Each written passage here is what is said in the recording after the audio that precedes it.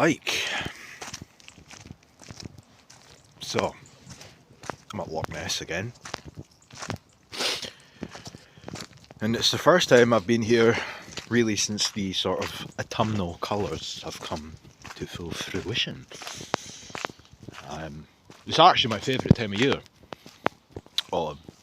Purely because I very much enjoy hiking and whatnot, as some will be aware, others maybe not so much, but you know what, it really doesn't matter one way or the other how well you know me. Anyway, point is that autumn brings a different array of colours that you don't necessarily see when you are out and about in spring, summer. You know, you're sort of accustomed to the greenery, whereas autumn brings a brand new variety of colours. But anyway, so the title of this video will be something along the lines of brotherhood, or words to that effect. And it sort of ties into something that I've had a really big problem with in the past. In the sense that there's quite a lot of people who do IRL activism and whatnot, and they have a real bone to pick with people who don't show their face. You know, you're a coward if you don't show your face. You're all the names under the sun. Right? We're all used to it. That's fine. But there is absolutely something to be said about meeting people IRL, you know? Like, I have a job, and I spend my time at work having to sort of mask my beliefs.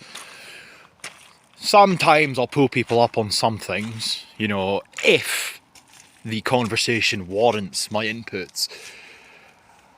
But more often than not, I sort of just allow people to yammer on about whatever the fuck it is they're yammering on about. I don't really get involved too much. And that's what makes meeting people who share the same beliefs as you all the more beneficial.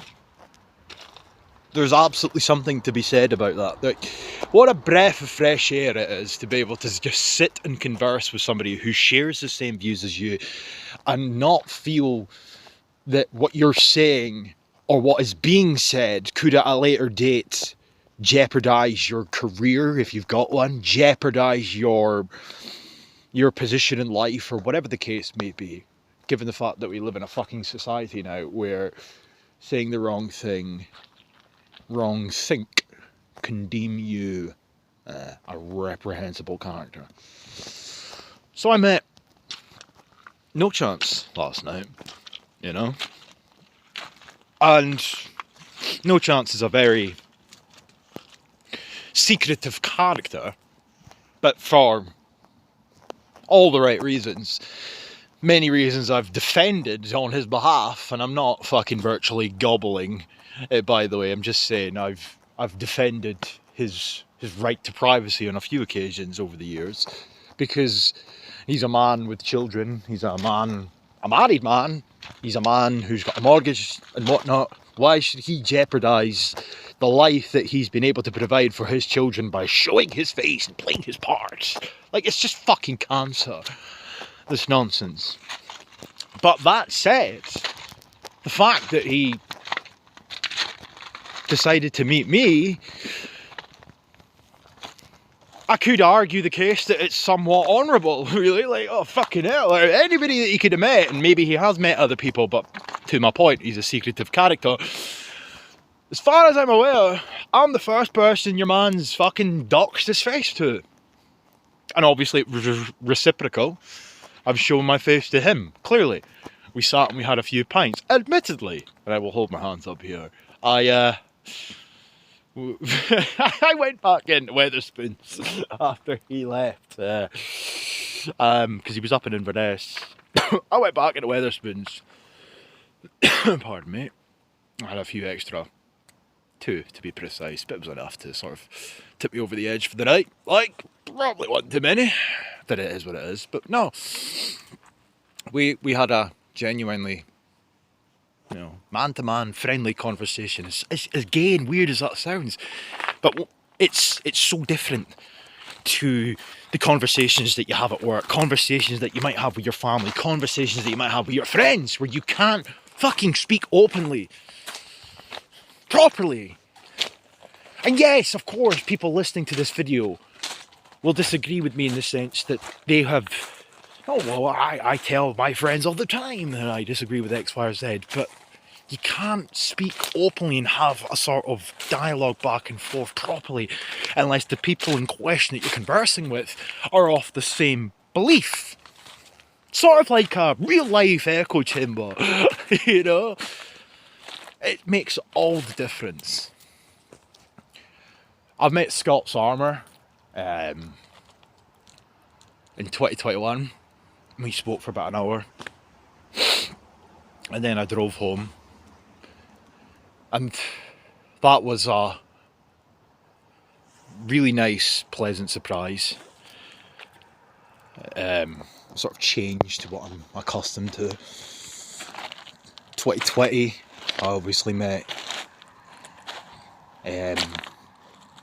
Kenny Smith and another boy that I won't name just because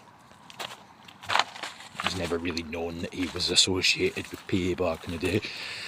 But when I met Kenny Smith and this other boy, and funnily enough, it was in that direction where I met them. That was the first time I'd ever spoken in public, freely, with the beliefs that I hold and whatnot. And it was nice. That aspect of meeting those individuals was nice. The aspect of meeting Scott's Armour to speak freely was nice. Meeting Clive, No Chance, was nice. And you know what's funny? I spoke to No Chance for fucking 4 or 5 hours last night. I still don't know his name. I never asked. Because I'm very socially weird. I'm a shy bastard, admittedly. But he is a top tier individual, honestly.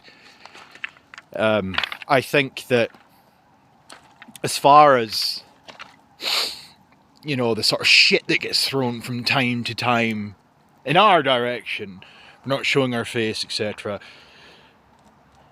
Like, all that shit's water off a duck's back to him and whatnot. But I think that his subscriber count, and as I said, I'm not virtually gobbling.